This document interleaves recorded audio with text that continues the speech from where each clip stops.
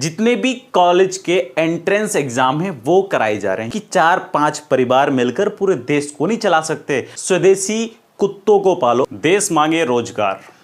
कहां है मोदी सरकार? क्यों सो रही है मोदी सरकार? जाग जाओ अब तो मेरे यार।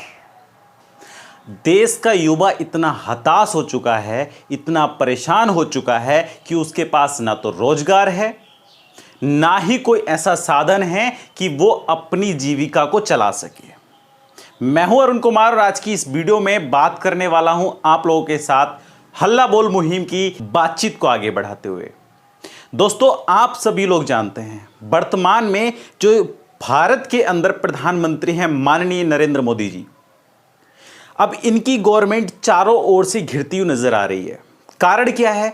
मैं ये नहीं कह रहा कि आपकी सरकार बहुत बेकार है, आप देश के लिए बिल्कुल नहीं सोचते, मैं ये कहना ही नहीं चाह रहा। मैं सिर्फ इतना कहना चाह रहा हूं कि अगर आप देश हित में इतना सा भी सोचते हो तो कम से कम युवाओं के बारे में सोचना शुरू कर दो। अगर आप युवाओं के बारे में नहीं सोच सकते तो आप देश के बारे में बिल्कुल नहीं सोच रहे हो। आपको लग रहा है कि आप देश के बारे में सोच रहे हो। मेरे भाई, मुझे यह बताओ, आप देश के बारे में कैसे सोच रहे हो? देश को चलाता कौन है? देश का युवा। और जब देश का युवा ही बिल्कुल हताश पड़ा है, देश का युवा ही परेशान पड़ा है, तो आप देश को कैसे चला पाओगे? आपने कहा कि अगर देश का विकास करना है, आपने कहा अगर देश का विकास करना है तो स्वदेशी अपनाओ। मेरे भाई, सभी जनता आपके साथ चल रही है, आपको राजा मान के चल रही है, आपके पीछे पीछे चल रही है और देश की जनता भी आपकी तरह जैसे आपने कहा वैसे करती जा रही है। बहुत सही बात है, स्वदेशी अपनाने को सब लोग तैयार हैं और अपनाना भी चाहिए, लेकिन स्वदेशी अपनाने से ही थोड़ी ना कुछ हो रहा है। बताओ, कुछ हो रहा है? स्वदेशी अपनाने से ही थोड़ी ना कुछ हो रहा है। स्वदेशी अपनाने के साथ साथ देश के युवाओं को रोजगार भी तो देना पड़ेगा। हक से मांगे देश का युवा अपना रोजगार। हल्ला बोल युवा रोजगार। युवाओं को अब आवश्यकता है जागने की। दोस्तों, मैं इस वीडियो को सिर्फ इसलिए नहीं बना रहा हूं कि मेरी वीडियो पे व्यूज आ जाएं, या अभी जितने भी आप लोग देख रहे हो कंट्रोवर्सी चल रही है बहुत ज्यादा।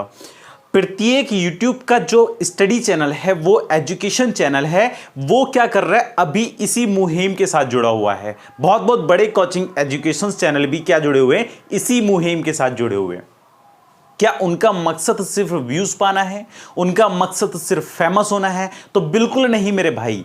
वो लोग बहुत फेमस हैं, उन लोगों के व्यूज बहुत पहले से आते आए हैं, मिलियंस में उनके पास व्यूज हैं। उनको आवश्यकता नहीं है आपकी कंट्रोवर्सी के साथ जुड़ने के बाद व्यूज पाने का।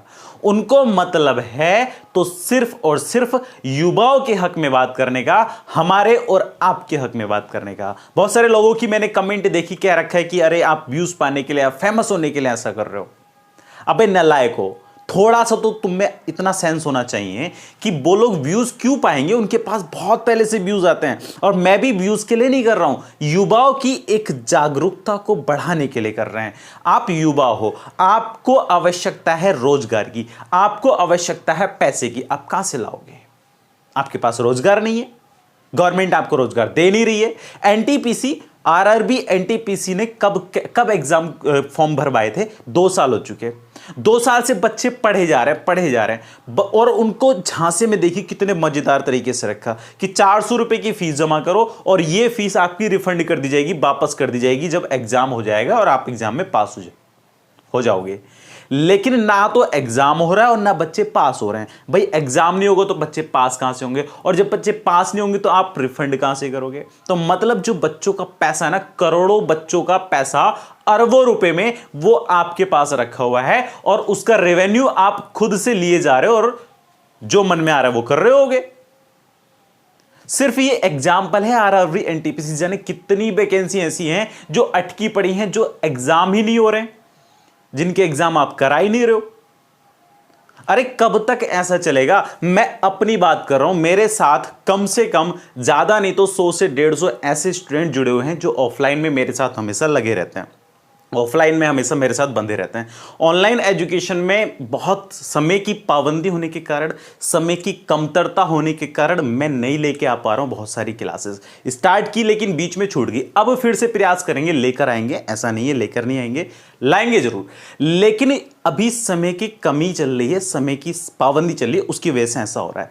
अभी जो ऑफलाइन में मेरे साथ बच्चे जुड़े हुए हैं ना, वो 100 से 150 बच्चे ऐसे जो हमेशा कनेक्ट रहते हैं मेरे साथ, और सभी का व्यू ये है, मेरा भी व्यू ये है कि आप पढ़ने बैठो, आप आधा घंटा, 15 मिनट, 1 घंटा पढ़ लोगे, लेकिन 1 घंटा बाद जब दिमाग में सोचने लगते हैं ना, यार ये सब हम पढ़ क्यों रहे हैं, हमारे पास तो पढ़ने के लिए कोई वजह ही नहीं है, और जब वजह नहीं है तो पढ़ेंगे क्यों, कहां जाएंगे पढ़कर।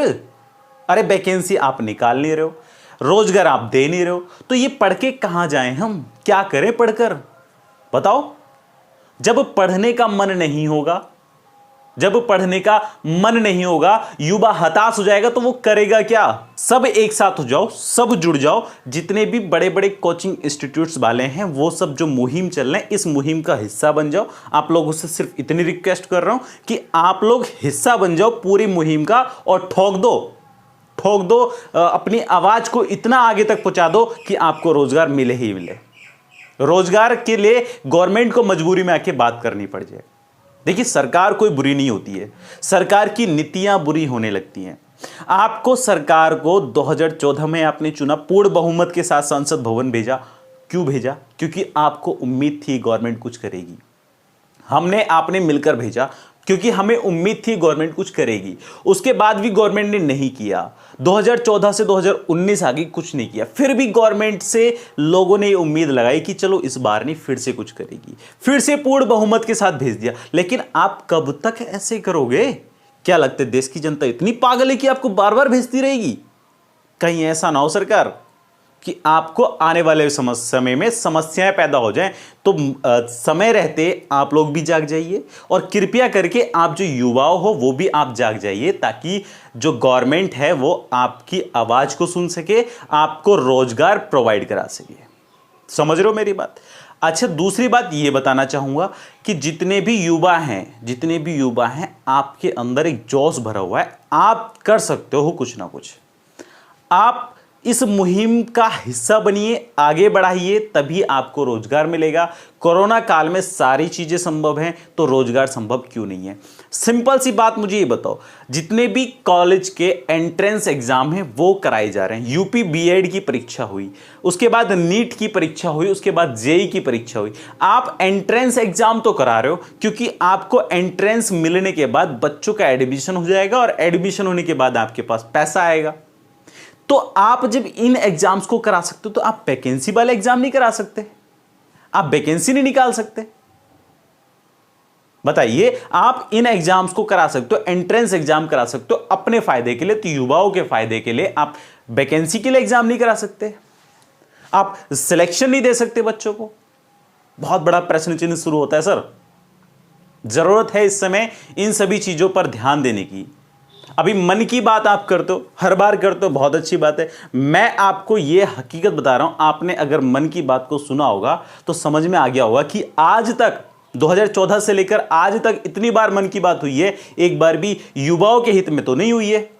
तो किसके हित में हो रही है? युवाओं के हित में होना आवश्यक है, और युवाओं के हित में हो नहीं रही तो किसके हित में हो रही है? इस बार की मन की बात में तो बिल्कुल ही हद होगी। अगस्त में जो अभी मन की बात हुई 2020 में कि आप स्वदेशी कुत्तों को पालो, आप डॉग्स के ऊपर बात कर रहे हो। आप स्वदेशी खिलौने को खरीदो, आप खिलौने के ऊपर बात कर रहे हो। आपको मैं बता दूं कि 4-5 परिवार मिलकर पूरे देश को नहीं चला सकते। पूरे देश को अगर चलाएगा तो देश का युवा चलाएगा, हर एक व्यक्ति कनेक्ट होकर चलाएगा। एक एग्जांपल बताना चाहूंगा कि हमारे देश का जो डेयरी सिस्टम मिलकर बनता है ना, दूध का अगर उत्पादन होता है तो ऐसा नहीं कि किसी एक ही व्यक्ति के पास हजारों गायें हैं, हजारों भैंस हैं और वो उनका दूध निकाल कर दूध बेच रहा है। हमारे देश में जो कोई भी व्यापार चलता है तो वो प्रत्येक व्यक्ति के मिलकर चलता है। दुग्ध व्यवहार की मैंने बात करी, डेयरी सिस्टम की मैंने बात करी, तो आप सभी लोग जानते हो प्रत्येक के घर में 1 या 2 गाय हैं और उनसे दूध निकाला जाता है, उसको इकट्ठा किया जाता है, तब जाकर पूरा सिस्टम तैयार होता है, डेयरी सिस्टम। तो वैसे ही हर बिजनेस जुड़ा हुआ है। तो आप इस बात को बिल्कुल दिमाग से निकाल लो कि 4 या 5 लोग मिलकर ही, जो बड़े बड़े लोग हैं, अडानी, अंबानी, रिलायंस ग्रुप्स, ये सब मिलकर ही देश को नहीं चलाएंगे। इन्होंने ब्रिटिश की एक बहुत फेमस कंपनी हेलमिंटिस को खरीदा, खिलौनों की कंपनी है, और वो अब जगह जगह उसके ब्रांचेस बना चुकी है। तो आप खिलौनों का प्रचार कर रहे हो सिर्फ किसके लिए? प्रश्न चिन्ह शुरू होता है सर। तो आवश्यकता है आपको जागने की। वीडियो के लास्ट में यही कहूंगा कि भाई जाग जाओ, समय रहते जाग जाओ, वरना बाद में बहुत ज्यादा पछताना पड़ेगा। आप लोग सिर्फ हल्ला बोल युवा के बारे में, जो युवा की एक नीति चल रही उसके क्या बन जाओ, उस मुहिम के क्या बन जाओ, भागीदारी बन जाओ। उसके बाद कोई भी सरकार, चाहे पक्ष में विपक्ष में कोई भी हो, उसको रोजगार देना पड़ेगा, क्योंकि ये एक आवश्यकता है, ये एक जरूरत वाली चीज है। बाकी दोस्त सभी को नमस्कार। मैं आप लोगों से विदा लेना चाहूंगा। मैं हूं अरुण कुमार और आप देख रहे थे एग्जाम रिलेटेड का एक छोटा सा मेरा व्यू। और बाकी आप लोगों का व्यू क्या है आप कमेंट बॉक्स में जरूर बताएं। अपनी भी एक छोटी छोटी वीडियो बनाएं और लोगों तक पहुंचाएं। जितना हो सके इस वीडियो को शेयर करें, इस बात को जन जन तक पहुंचाएं, लोगों तक पहुंचाएं, प्रत्येक युवा तक पहुंचाएं, और सभी लोगों को यह बात बता दें। जितने भी आपके साथ युवा जुड़े हुए हैं सभी के साथ इस वीडियो को शेयर करें।